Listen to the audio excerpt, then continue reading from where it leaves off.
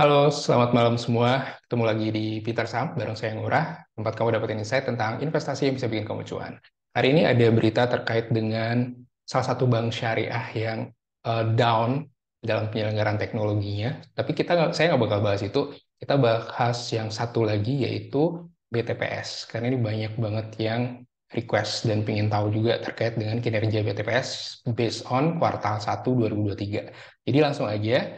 Yang bakal saya cek pertama adalah dari sisi kinerja yang terupdate ya.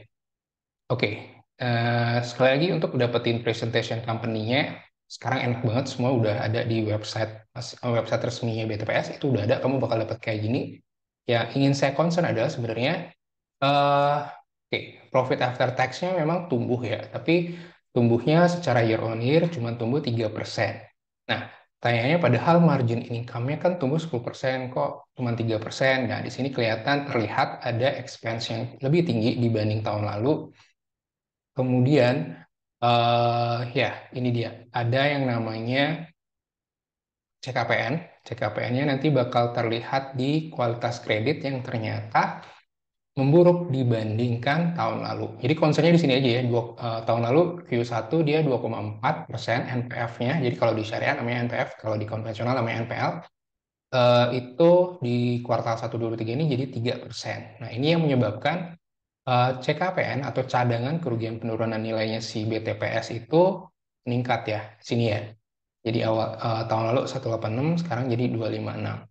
Kualitas kredit yang menurun. Jadi kualitas kredit yang menurun mau sebagus apapun kinerja apa pendapatan yang dia peroleh, tapi kalau dia kualitas kreditnya memburuk, maka si bank tadi harus mencadangkan pembentukan cadangan kerugian penurunan nilai yang jumlahnya lumayan. Nah, itu yang terjadi pada saat pandemi juga ya 2020. Makanya semua bank pada saat itu kan drop ya laba bersihnya ya karena ya emang harus mereka mencadangkan yang teknisnya seperti apa, PSAK-nya seperti apa, nah itu lain lagi ya pembahasannya. Hal yang kita ingin tahu juga terkait dengan BTPS adalah sebenarnya BTPS ini eh, seperti ini ya, kepemilikan sahamnya ya, 70% dipegang oleh BTPN, sisanya ada saham treasury, dan sisanya publik sebesar 29,98%. Cuman BTPN ini kalau kamu cek lagi, ternyata ada BNI dan BCA-nya yang memiliki ya, jadi ada BNI, ada BCA, kemudian Sumitomo, nah ini baru Sumitomo Jepang. Seperti itu. Saham treasury itu apa? Saham treasury itu adalah saham yang dibeli ketika mereka melakukan pembelian kembali atau buyback dan harus dijual kembali ke publik ataupun siapapun dalam rentang waktu yang sesuai dengan regulasi. Jadi tidak boleh di-keep terus tuh saham treasury, harus dilepas. Seperti itu. Oke, yang saya ingin sampaikan juga adalah terkait kinerjanya dia. Ya, kinerjanya baik-baik aja, tumbuh dan sebagainya. Cuman concernnya di kualitas kredit itu aja ya. Kualitas kreditnya yang malah memburuk dibanding tahun lalu. Terus padahal yang kita tahu kan sebenarnya kondisi ekonomi sudah jauh lebih baik ya dibanding pada saat pandemi. Jadi agak concernnya di situ aja. Sisanya ya kita tahu BTPS ini emang concern banget dengan perempuan. Dalam hal ini nasabahnya selalu menyasar wanita. Ya, jadi bisa dilihat di presentasi kami. Ya, presentation company-nya seperti ini dan dividen payment-nya juga ada. Nah, ini kamu kalau pengen tahu jajaran manajemennya BTPS siapa aja, pengalamannya di bank seperti apa, itu juga udah terlihat semua. Kemudian proyeksinya nih sekarang ya kan. Proyeksinya seperti apa?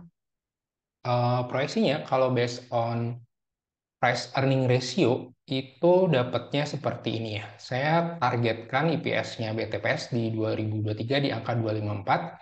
Asumsi tumbuh IPS-nya cuma 10% dan price earning ratio-nya di angka 10 saja. Itu Rp2.500.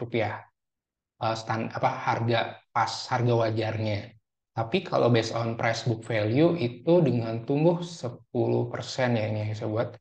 Ya, dengan tumbuh hanya 10% book value-nya, maka jadi 2.600 dengan asumsi price book value-nya di angka 2. Tapi misalnya kita turun nih, udah di 2 kayaknya susah deh.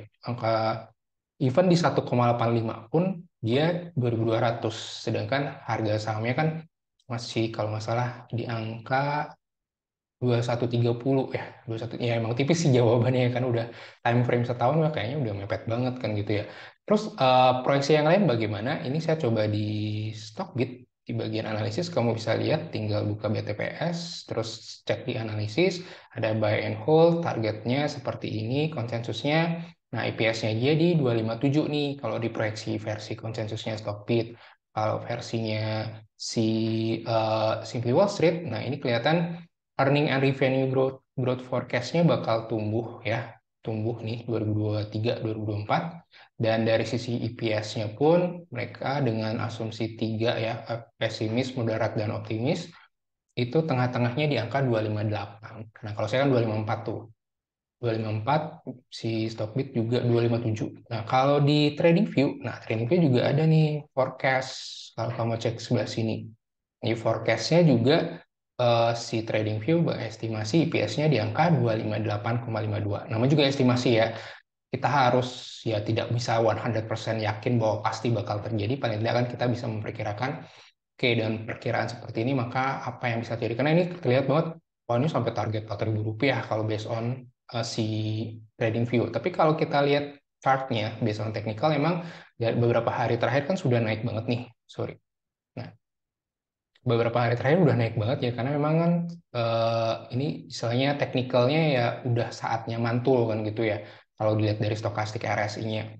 Dan kalau saya menarik, apakah besok? Ya kalau time frame-nya pendek, misalnya besok apa besok bakal naik? Kalau saya sih belum optimis ya, karena kalau udah 3 hari berturut-turut naik itu peluang turunnya justru jadi gede kan gitu. Target resisten terdekatnya pun di angka 2200, asumsinya dia dari moving average saja saya pakai sebagai resisten. Dan tapi kalau kita coba ubah, misalnya time frame-nya 1 hour ya chartnya ya, time frame 1 hour chartnya ya memang sudah di atas banget ya. Jadi emang ya paling tidak ada koreksi dulu, baru kita ambil di bawah yang kayak gitu ya. Cuman kan based on fundamental tadi, ternyata 2200 itu masih memungkinkan. Cuman kan time frame-nya 1 tahun ke depan. Siapa tahu kuartal 2 kinerja BTPS lebih baik dalam hal kualitas kredit, karena kuncinya menurut saya di perbankan selain net interest margin, ya dalam hal ini kan kalau bank syariah tidak ada net interest margin ya. Kalau dalam hal ini adalah kualitas kreditnya ya, NPF-nya kalau di bank syariah. Oke, itu aja dari saya. Thank you. Jangan lupa like dan subscribe. Dan ya, semoga sehat dan cuan selalu.